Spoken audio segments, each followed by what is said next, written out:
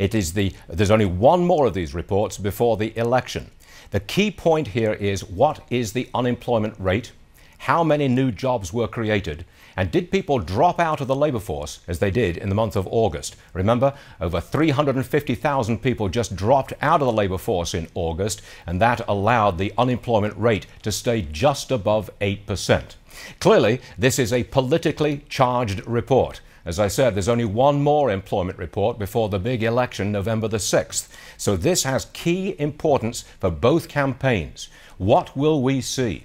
They use an atomic clock at the Labour Department to figure out exactly when 8:30 arrives. We're literally just a few seconds away. You get the news right at 8:30. Here we go. Peter Barnes in Washington. The rate and the new jobs number. The unemployment rate tumbles to 7.8% in September, an unexpected drop from 8.1% in August. And that 7.8% is the same rate as January 2009, when President Obama took office. Non-farm payrolls rose by 114,000 in September, about as expected. 104,000 of those in the private sector, 10,000 of those were government jobs. The unemployment rate fell sharply because in the survey of households that the Labor Department does, it's more volatile, according to economists here. It includes people working at home who are self-employed, agriculture workers, independent contractors. That rose. The number of people in that survey who found work in September rose by 873,000, the biggest monthly increase since June of 1983. And again, economists here point out that the monthly survey of households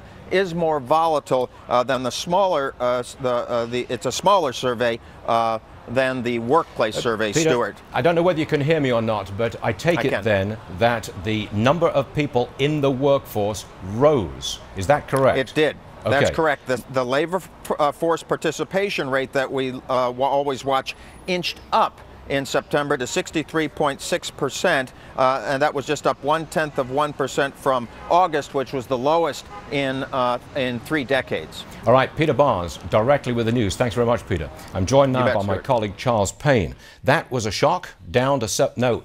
To you, it was not a shock, was it? You know, some people will be very cynical that a government number will come out this great on the eve of the election. Obviously, it's better news. You know, we got to go through the report more, Stuart, but participation rate is still extraordinarily low. If it was at the level that it was when Obama came into office, we'd still be talking about an 11% unemployment rate. Well, let's repeat that. If the people who dropped out of the workforce were in fact still in it, our unemployment rate now would be above 11%. That is accurate? Approximately. Between 8 and 9 million people have dropped out of the jobs market since Inauguration Day. Now, 114,000 new jobs created, even though, and the unemployment rate dropped all the way down to 7.8%. What do you make of that? I'm going to make a guarantee right now, and I don't like to do this, but I guarantee when this is revised, this number, the unemployment rate would be back above 8%. That household survey that Peter talked about being extraordinarily volatile, the numbers just don't mesh. You know, there shouldn't be 7.8% unemployment with just 114,000 jobs created. At this particular point, considering where we were, we should be doing at least 250 to 350,000 jobs per month. Well, that household survey in August showed 350,000 people dropping out.